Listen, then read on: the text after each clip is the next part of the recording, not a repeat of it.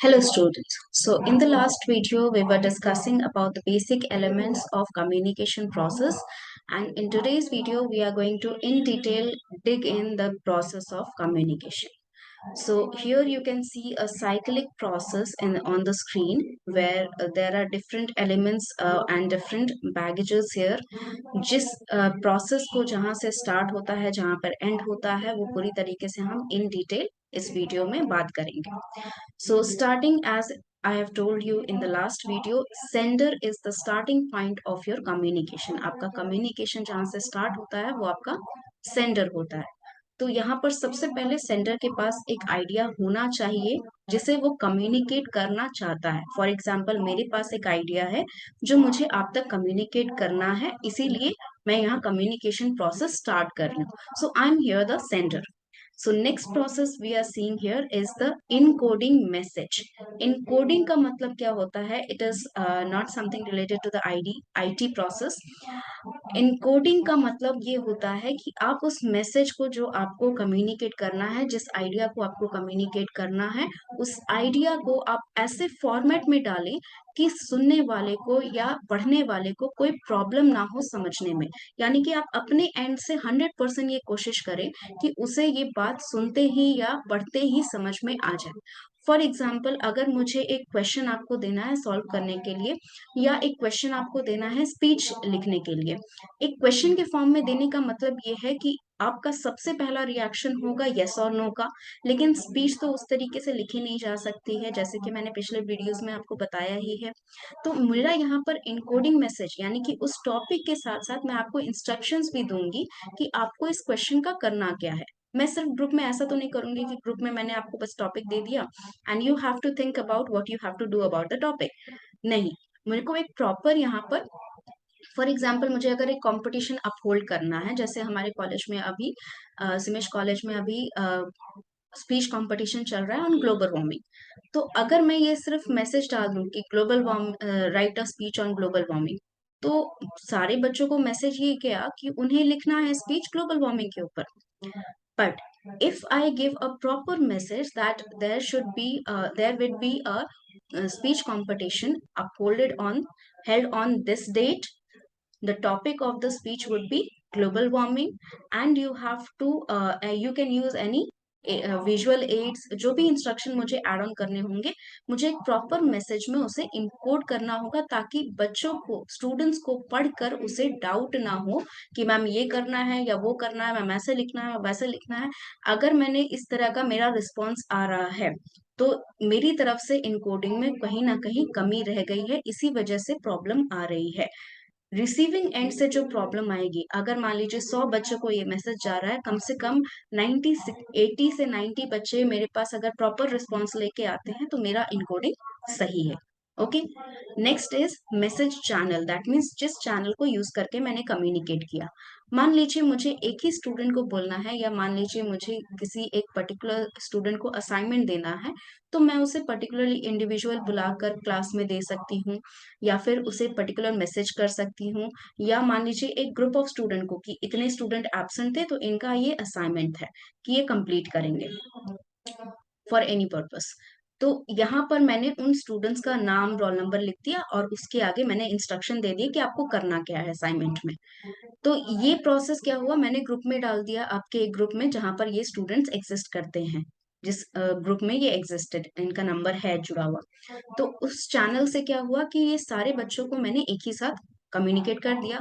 अब मान लीजिए मुझे दो बैचेस को एक साथ कम्युनिकेशन करना है, तो दोनों बैचेस को एक साथ कम्युनिकेट करने के लिए दो मेरे पास दो अलग अलग चैनल यूज करने पड़ेंगे, क्योंकि दो अलग अलग बैचेस का दो अलग अलग ग्रुप बना हुआ है. तो जो प्रॉपर चैनल होगा, या तो मैं उनके क्लास में जाके अनाउंसमेंट कर सकती हूँ.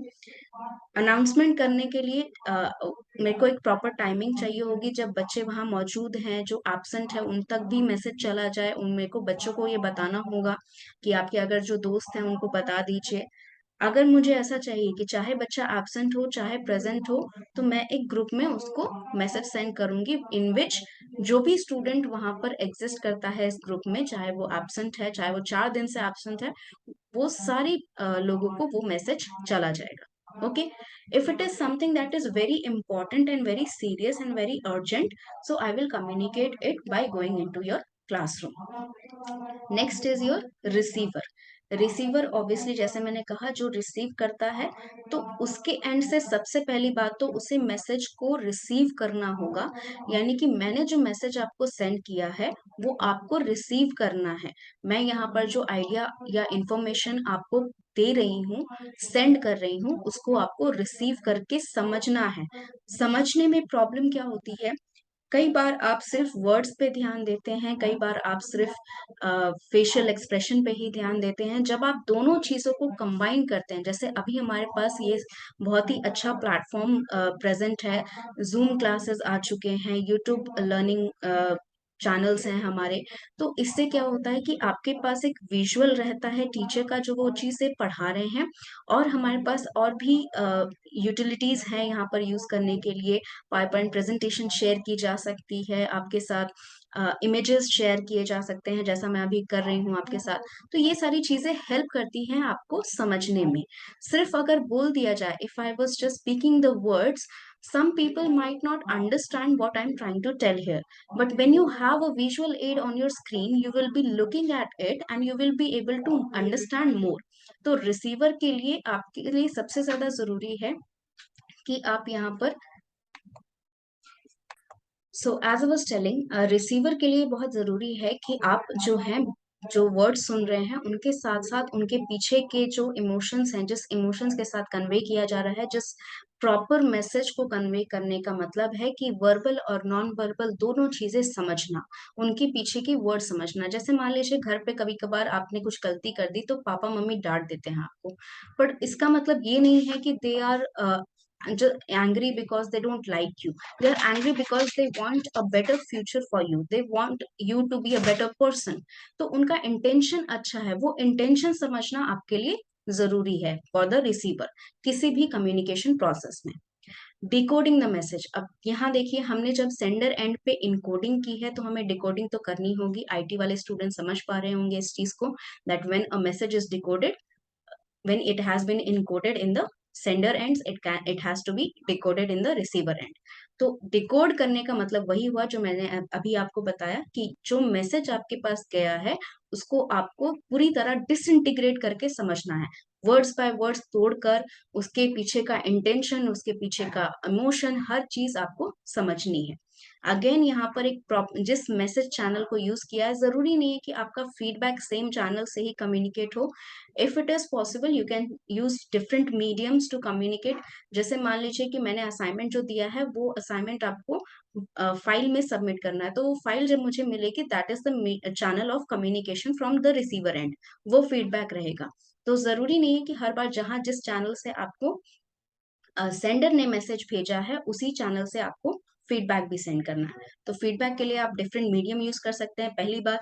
दूसरी बात, प्रॉपर फीडबैक, अगेन जो लास्ट वीडियो में ही समझाया था आपको, फीडबैक अगर मेरा सेंडर को प्रॉपर मिल गया, that means communication process is completed. अगर प्रॉपर नहीं मिला तो ये पूरा साइकिल दोबारा चलते जाएगा, unless and until I get a proper feedback और नियर टू प्रॉपर फीडबैक।